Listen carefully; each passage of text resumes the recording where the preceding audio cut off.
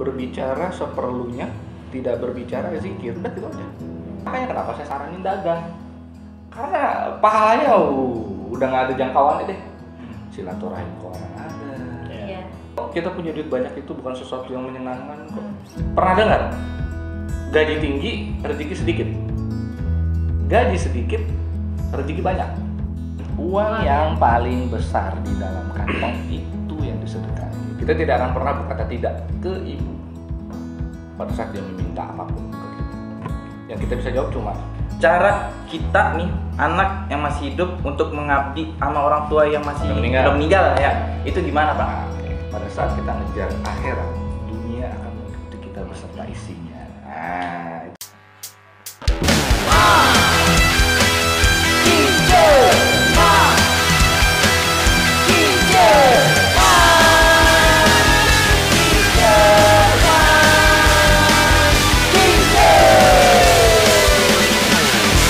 Mari kita cerita.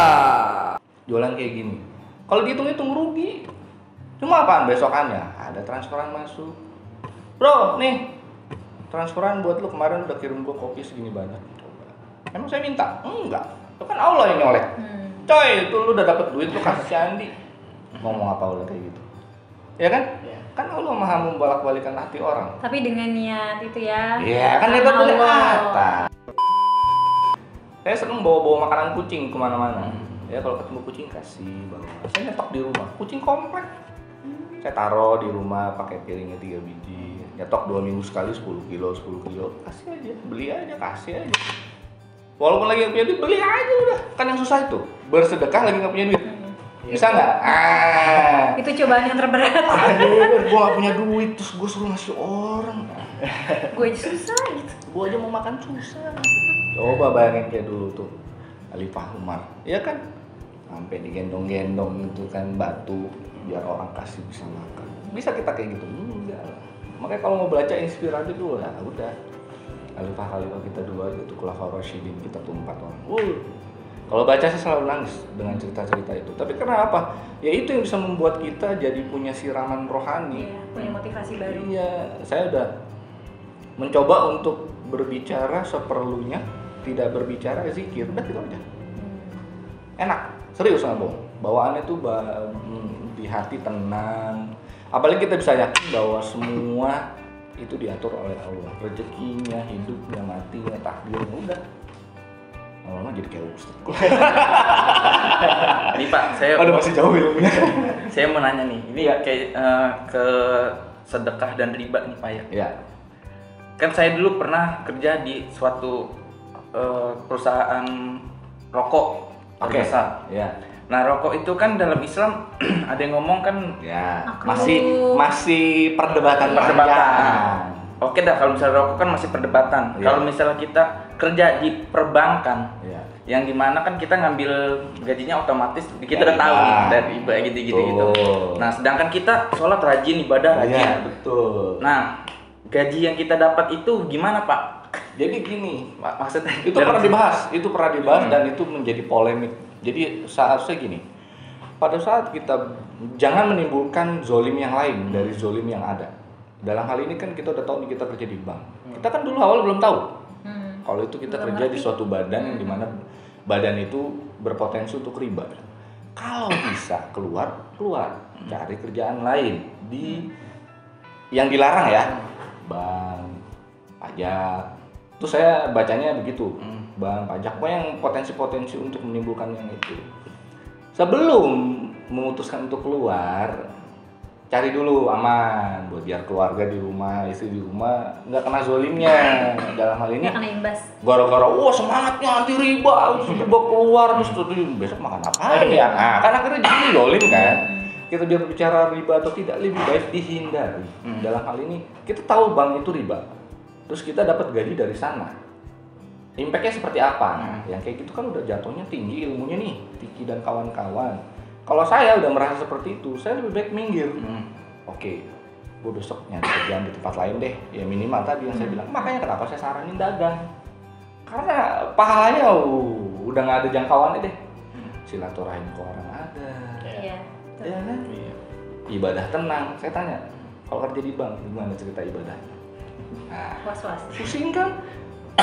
Apalagi kayak tadi saya tetapin, habis sholat terus 30 menit diem baca Quran, mau dikeplak sama si bos. Ya kan? Lu ngabisin waktu kurang lebih 40 menit buat lu doang sehari. Kali 3, zuhur, asar, iya tuh, sama maghrib kalau sampai maghrib. Itu aja udah diomelin kita ngabisin waktu banyak. Maksud saya, kenapa saya dulu arahnya ke sana?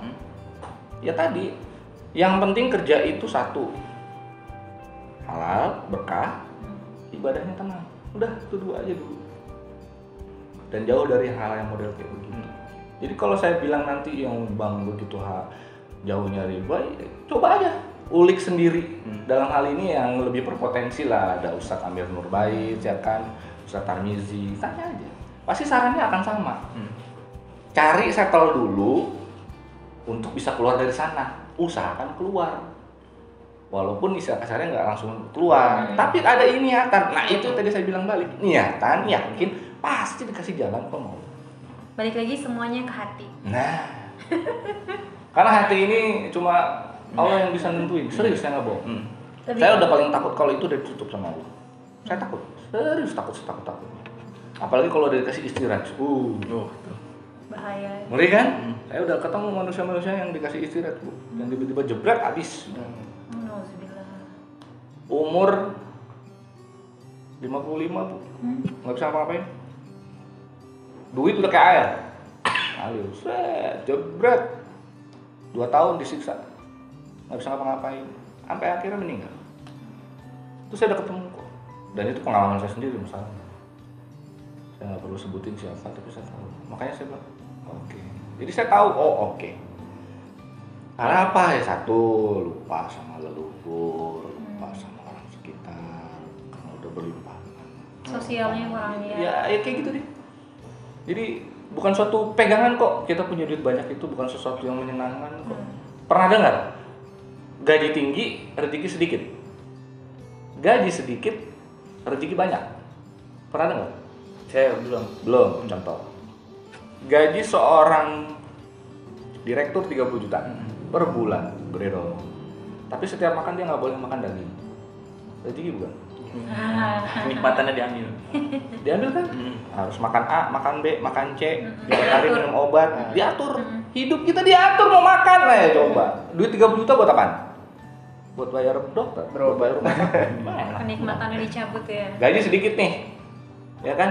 Waduh, tapi rezekinya makan jengkol, makan pete, makan daging, makan sate, sikat, kemana-mana sehat, nyeker, kehujanan nggak sakit. Apalagi bisa usaha apa istilah kasarnya semua dimudahin, masalah selesai, nggak ada lagi pinjaman. Nah tadi saya cerita mujahirin miskin sama mujahirin kaya itu dentang waktunya 40 tahun dihisap masuk surga. Yang miskin dulu masuk karena nggak ditanya hartanya dari mana. Giliran yang kaya ditanya harta lu dari mana, harta lu buat apaan, itu yang ngeri nanti. Kan jadi takut kaya, supaya mau jadi orang kaya gimana? Supaya nggak takut. Kaya untuk mengkayakan muslim-muslim yang lain. Nah, itu kaya untuk mengkayakan muslim-muslim yang lain. Jadi kalau kaya jangan sendiri, Bang. Jadi kaya nih kita nih, misalnya. Ingat dulu satu keluarga, orang terdekat ya. Orang terdekat dulu. 2 tetangga dekat rumah. Kalau itu udah semua kaya, maksud dalam hal ini berkecukupan. Baru keluar dari lingkungan itu. Mau siapa? Mau sedekah kemana? Terserah. Mau kasih modal silakan. Karena niatnya yang ke atas, tabungan udah. Nah itu yang berat, yang kayak gitu. Masalahnya udah sampai, belum sampai sana tingkatnya. Nah, jangan ke sana dulu. Udah sampai mana nih tingkatannya nih? Masuk masjid sholat Jumat, kotak amal lewat, lihat. Ya, yang paling kecil. Kagak ada yang goceng ya. Kagak ada yang 2.000-an. Kalau ada tuh 500-an, 500-an. Mungkin ada 1.000-an itu koin masuk kali itu. Iya, berubah mindset. Ya, berproses lah ya. Buka kantong, cari uang yang paling besar di dalam kantong itu yang disedekahi. Ingat, yang paling besar. Besar apanya? Nolnya. Karena serius, saya semenjak mulai merubah mindset seperti itu dan saya nyaranin ke istri juga. Ya, alhamdulillah tuh duit ada aja gitu. Istilah kasar tuh Mau makan tinggal makan, mau beli ini tinggal beli. Dipermudah ya. Pokoknya dipermudah deh. Jadi kan rezeki itu nggak selalu duit ya. Jadi apa-apa kita mau kemana enak, mau kerja juga santai. Alhamdulillah juga ketemu kantor di mana kerja dari rumah, tapi gaji ada, ya kan. Mau bisnis juga jualan ini jualan itu aman, kan enak. Siapa yang ngomong kayak gitu? Ibadah tenang di rumah, mau sholat ini mau sholat itu. Kalau ketemu cuma meeting doang. Ya kan? Kuncinya di hati juga. Nah itu masalahnya. Saya juga menganggap bahwa diri saya juga masih berproses gitu. Kadang-kadang suka masih setannya ampun-ampun. Apalagi setan subuh gitu. Iya. Alarm udah bunyi nih. Ting ting ting. Antar 5 menit lagi bangun-bangun udah pagi. Iya kan? Iya. Padahal tuh kalau yang paling sehat bangun jam 3 langsung mandi. Orang-orang dulu kan pada sehat-sehat ya. Karena mereka mandi pagi. Karena kenapa? Sehat ya. Karena mandi pagi itu. Udaranya sama air. Bukan karena kita waktu mandi, Bu. Nah, mandi pun ada caranya. Dari kaki dulu siram, terus ke dengkul, terus ke sini, terus baru ke kepala. Jangan baru bangun langsung ke kepala. Gitu. Karena itu penguapan. Keluar, jadi ntar yang tadinya dingin sedingin-dingin yang akan dingin. Saya di Bandung jam 3 mandi. Bayang dong, akhirnya kayak apa? Nah, dari kaki udah mau sholat subuh, sholat tahajud dulu terus baru sholat subuh. Jam 3 bangun aja.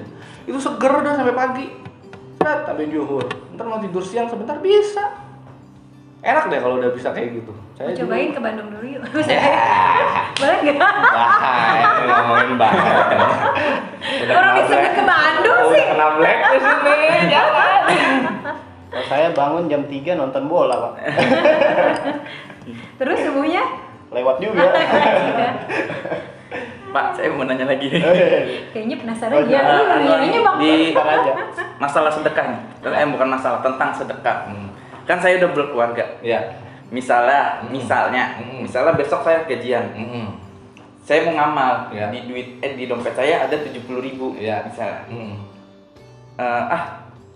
Ituan di amal itu 50.000. Iya. Bukan gajian dah. Misalnya gajian dah. Lagi pegang duit 70.000. Saya ngasih. Saya yakin aja gitu prinsip. Besok pasti ada anuan nih, ada rezeki gitu. Nah saya kasih tuh 50.000, yang 20.000-nya misalnya buat keluarga nih. Gitu. Nah kalau misalnya saya nggak dapat rezeki besoknya, itu apa yang harus saya berbuat? Lu nggak yakin? Kayaknya salah niat.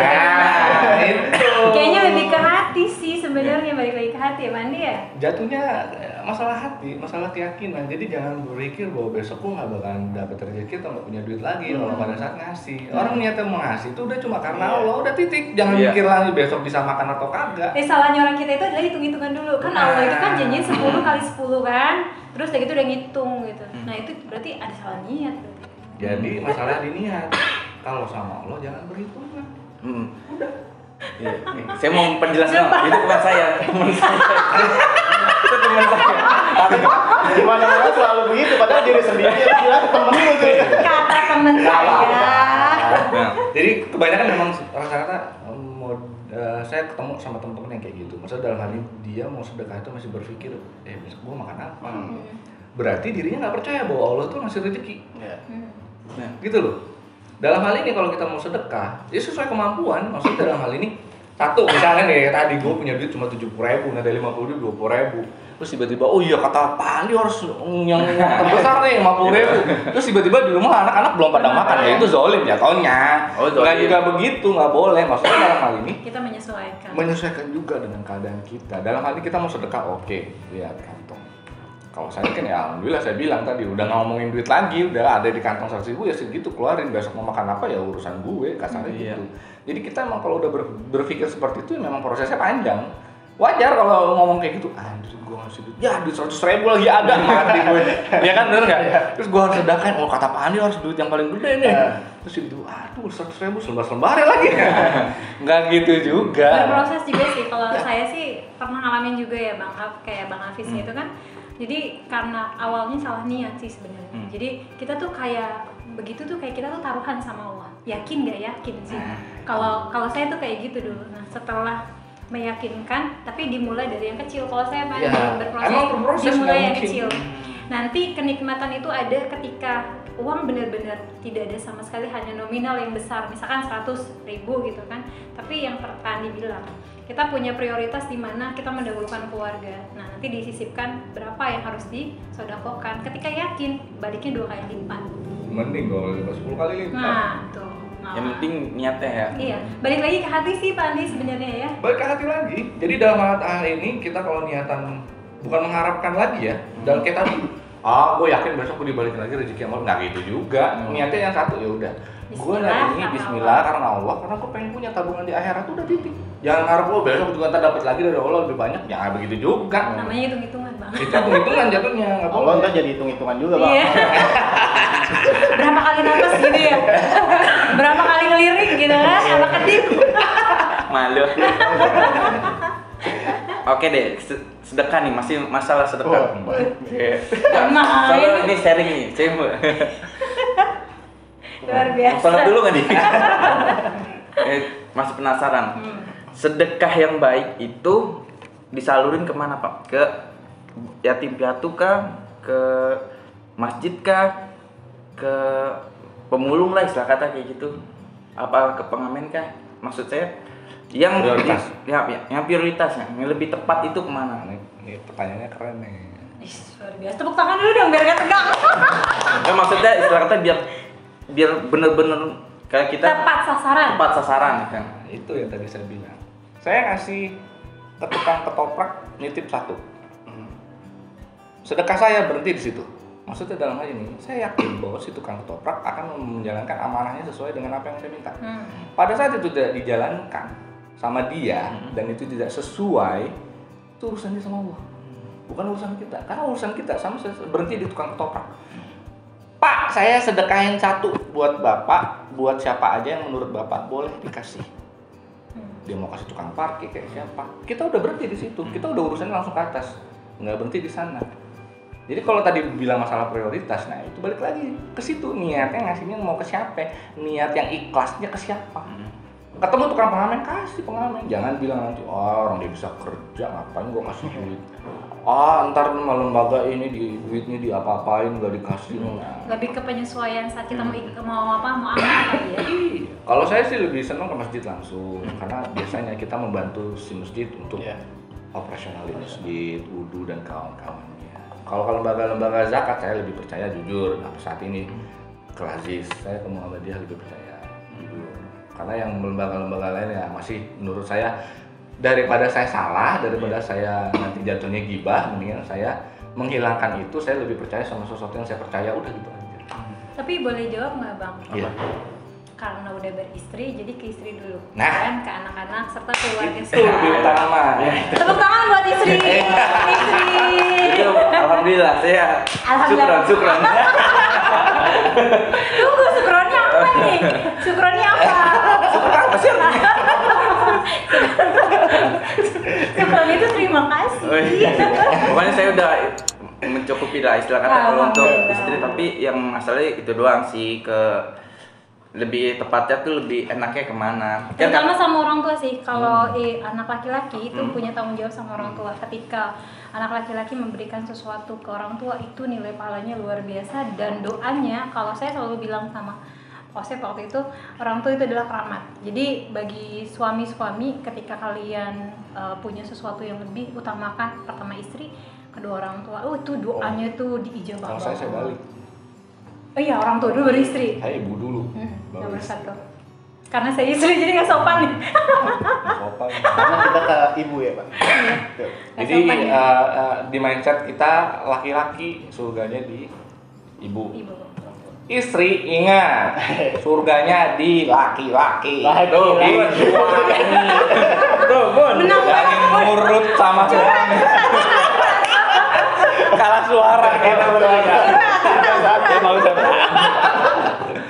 Jadi sebenarnya gitu mindsetnya. Jadi kalau kita berbicara, karena di Al-Quran juga disebutin, ya Rasulullah siapa duluan yang akan harus saya sayangi, cintai. Pertama ibu, kedua ibu, ketiga ibu, keempat baru ayah. Ingat, laki-laki ya. Selagi ibunya masih ada. Kalau saya dulu gara-gara alhamdulillah saya udah, kita bersumpah kali ya, waktu ada kajiannya Ustaz Haikal dalam masjid itu, kita semua laki nangis serentak. gara-gara Ustadz Haikal waktu itu bawain tema, ternyata nyentuhnya ke ibu. Kita tidak akan pernah berkata tidak ke ibu pada saat dia meminta apapun ke kita. Yang kita bisa jawab cuma iya, boleh, oke. Dah, tidak. Nggak bisa. Nggak boleh enggak. Apapun yang dia minta harus dituruti. Terus semenjak saya ikut kajian itu sampai hari ini ibu saya minta apapun saya selalu turutin. Ini iya mah ya. Ini boleh. Ya udah, nggak pernah enggak. Mau dia minta duit, minta beliin apapun saya nggak pernah mau. Sampai detik ini saya tidak pernah mau bikin dia nangis. Sampai hari ini. Alhamdulillah saya sampai ini cuma sekali seumur hidup saya dulu tahun 2000 berapa saya pernah ngebentak mama saya, dan itu seumur sekalinya saya ngebentak ibu, udah habis enggak. Tapi saya habis ngebentak itu saya langsung nangis. Itu zaman jahiliyah ya? Ya jahiliyah. Tapi memang waktu itu emang pada saat kejadian itu mama bikin emosi. Jadi saya refleks. Tapi semenjak itu saya udah nggak pernah lagi yang namanya bikin dia nangis. Alhamdulillah. Makanya masih bisa punya umur dan alhamdulillah bisa ngeberangkatin beliau ke tanah suci, itu sesuatu buat saya. Itu doa ibu banget sampai Padi bisa sampai sekarang ini juga pasti doa ibu banget kan. Itu makanya ya apa-apa ibu lah. Ya kalau laki-laki itu udah nggak bisa lah. Jadi selagi ibu masih jadi ada. Istri dikesampingin dulu ibu dulu. Istri mah nomor sekian lah. Serius saya nggak bohong, saya bilang sama istri saya. Jadi istrinya nomor berapa ya? Jadi saya nomor pertama ibu, nomor kedua anak, nomor ketiga ayah, nomor keempat lah. Jadi itu. Nomor 4. Maaf ya enggak. Habis ini gue pulang disuruh tidur di sofa. Mau nanya nggak Ji? Udah ini mencerahkan. Mencerahkan apa udah langsung ngebul. Apalagi ngomongin IT ya maksudnya. Pertanyaan aja Bang, habis itu nanti kita break. Iya, kita harus sholat asar. Cuma saya bingung nanya apa nih, udah ditanya tadi. Gua ada. Ini ceritanya kayaknya versinya dia. Ini isi hati dari dalam. Sok ayo silakan. Pemuda tersesat. Nanti siap-siap. Karena kita harus terus merasa tersesat supaya bisa tahu jalan. Nah, cakep. Nah, buat yang saya kan ibu udah nggak ada nih. Kalau bukan saya dah, misalnya orang. Saya mau nyusun kata-kata yang keren tuh gimana ya? Saya masih bingung. Gimana? Misalnya saya pada zaman jahiliyah nih, suka ngembangkang sama orang tua, terutama sama ibu. Pas masih zaman jahiliyah, ibu saya meninggal nih misalnya. Bukan misalnya emang udah kenyataan. Ya, meninggal. Dan saya baru sadar ya pas ketemu Pandi misalnya. Berarti kan otomatis udah lewat. Cara kita nih anak yang masih hidup untuk mengabdi sama orang tua yang masih udah meninggal ya. Itu gimana, Pak? Oke. Saya pernah dengar cerita itu dan saya akan teruskan cerita itu. Jadi satu, cari teman baiknya waktu dia masih hidup. Asuh dia seperti ibu dia. Jadi dalam hal ini baik ke dia, entah itu temannya, entah itu siapanya, terserah. Kalau mau nggak begitu kenal dan nggak gitu. Dekat gitu. Kasih baca Al-Quran buat ibu, sedekah buat ibu. Kalau bisa wakaf sesuatu buat ibu. Itu aja yang bisa kita kasih sekarang. Buat biar ibu tahu bahwa kan doa anak soleh. Kita kan mati meninggalkan 3 hal kan. Akhlaknya, ya kan? Amalnya, sama doa anak soleh yang dihindarkan kita dari nanti azab kubur. Kan saya tanya balik sekarang, ngajinya udah bener belum? Besok ada ditanya. Kayaknya besok ada yang dites Pak. Besok ada yang dites. Dites kayak. Ada yang dites kayak. Ada yang sepele banget sih Bang. Pak Kiai Haji Endang Darwis guru saya itu bilang Pak Andi, beliau sampaikan ketika ada orang tua kita yang sudah pulang rahmatullah, ketika kita beramal, entah mau beramal dimanapun, niatkan itu untuk membayar hutang orang tua. Karena kita nggak tahu orang tua kita berhutang mana, gitu kan. Terus beliau sampaikan, niatkan itu untuk orang tua. Gitu. Bersedekah, niatnya untuk orang tua. Kalau kita memberikan makanan kepada orang lain pun sama, seperti itu. Niatkan karena orang tua. Jadi mengalir, pahalanya itu mengalir ke orang tua. Kayak gitu. Lebih banyak ke arah hati. Di niat sebenarnya kita mau ngelakuin apapun, walaupun itu niatnya baik dan niatnya memang untuk sesuatu yang oke, nggak ada masalah. Cuma pada saat kita melakukan sesuatu tiba-tiba niatnya nggak baik dan bukan yang buat yang lain, itu asal enggak. Kan jatuhnya kayak gitu. Makanya kalau untuk masih yang ada sekarang udah sering-sering aja ketemu. Saya suka bertanya sama diri saya, udah nggak hari ini saya bilang I love you mama, I love you ibu, belum kan? Udah bilang nggak selamat pagi ma, udah makan belum kan? Kalau sama pacar sama istri iya. Istri juga belum tentu sih kalau istri ya. Pacar sama pacar pasti. Enggak. Jangan lupa makan. Iya. Itu yang kata-kata yang saya pengen ucapkan ke almarhum saya, ibu saya itu. Kalau udah telat kan? Iya. Tapi sih sebenarnya nggak ada kata telat sih. Nggak ada telat sebenarnya. sih. Lebih condong ke memperbaiki diri, jadi amal ibadahnya larinya ke orang tua. Orang tua semua. Jangan sedih gitu dong Bang Enggak, Kes. saya mah kuat usah saya tenang aja. Belajar dari Pandi itu jangan melihat casing seseorang. Nah, tuh. Ya, jangan Saya lihat. sih lebih arahnya ke sana. Kenapa saya dulu pengen punya tato? Mm-mm. Saya pengen ngajarin keluarga dan don't judge a book by its cover sebenarnya. Dulu saya itu dibully sama teman-teman satu. Lu serem doang, Bi. Kenapa? Lu ngopi enggak? Lu ngerokok enggak? Minum teh juga bisa dihitung. Tapi minumnya susu. Saya dibully saya dulu. Jadi setiap masuk data center, saya punya meja khusus, ya tempat duduk khusus lah di situ saya ditadain. Kalau di meja itu ada larutan penyegar cap kaki 3, ada Ultra Milk sama Pocari Sweat, itu si Andi udah. Iya. Udah tahu lah tuh orang. Udah tahu nih orang itu si Andi. Kenapa dia kagak pernah ngopi? Nah, kenapa bisa ada kopi 7? Nanti di sesi kopi Oh, 7. iya. Kamain. Panjang nih, mana? Kayaknya ini sampai malam nih.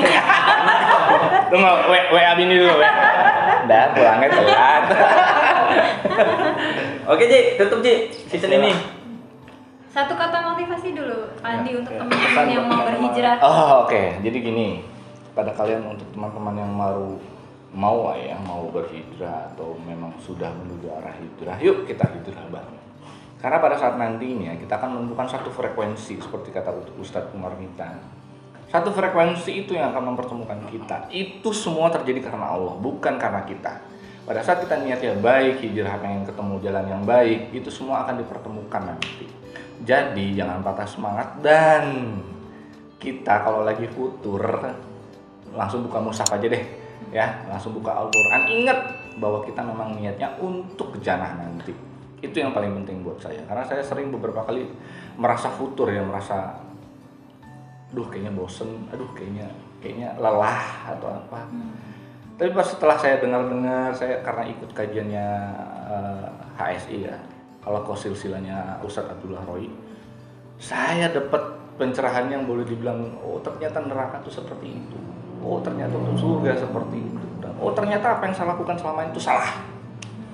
Akhirnya dapat tercerahkannya di sana dan akhirnya saya merasa oke, gua nggak boleh futur, gua harus terus maju karena niat gua depannya baik. Pada saat ini 40 tahun ke belakang jahiliyah kemarin itu harus dibayar sekarang sampai nanti kita balik ke rumah. Nah, itu aja sih paling. Jadi kalau bisa jangan kejar dunia deh, kejar akhirat sekarang. Kenapa? Pada saat kita ngejar akhirat, dunia akan mengikuti kita beserta isinya. Nah, itu lebih asik soalnya. Kenapa? Udah diatur, diberesin masalahnya sama Allah. Kalau kita udah cuma berserah ke dia. Paling gitu aja dari saya untuk penutupan ya. Iya, closing nih. Closing statement. Jadi jangan lupa nanti bisa mampir ke Cafe Mantau Mantan. Ini mantep milkshake Oreo-nya. Dalgona Milonya mantep. Yang paling mantep ini kopi gratis. Kopi 7. Makasih banyak lah Pak Andi udah support banget mantan juga sama-sama. kan. Itu kopi 7 tuh luar biasa, mudah-mudahan tambah berkah. Amin. Dan manfaat banget, ini jadi amal jariah kita, menjadi kisah-kisah inspirasi untuk teman-teman bisa lebih baik lagi. Jangan pernah takut, jangan pernah menyerah dengan apa yang terjadi sekarang karena kita punya Allah. Ingat yang waktu itu Boros bilang, Allah dulu, Allah lagi, Allah terus. Ya. Yuk, sekian. Ambil baiknya, buang buruknya. Gue malu kalau ngomong gitu. Dia kalau ngomong yang bener-bener agak malu gimana gitu. Padahal bener, ulangin. Jangan melakukan kesalahan yang sama karena kita masih punya salah-salah yang lain lagi. Boros rasa sih dia takut karena ngomong yang pertama itu karena ingat sendal di musola. Bawa yang jelek, pulang bawa yang datang bawa yang jelek, pulang bawa yang bagus. Itu kayaknya kebayang, makanya ketawa. Waduh. Makasih banyak buat hari ini Pak Andi, Sama-sama, kisah-kisahnya. Sharing-sharing. Ada season apa selanjutnya? Penasaran? Tetap di Makicet. Mari kita cerita. Oke, pamit. Saya Rosmani dan ini Andi, Mimin. Saya Apit Malarangin. Menpora lu. Pak Andi Malarangin. Andi Mimin. Andi Ida. Iya, Andi Ida ya. Ida, iya. Oh iya. Jangan ganti-ganti tadi. Tadi orangnya samanya. Apit. Oh iya. Oke, see you. Terima kasih. Assalamualaikum warahmatullahi wabarakatuh.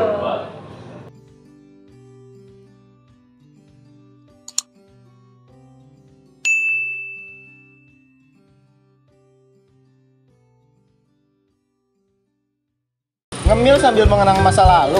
Di sini aja. Mantap.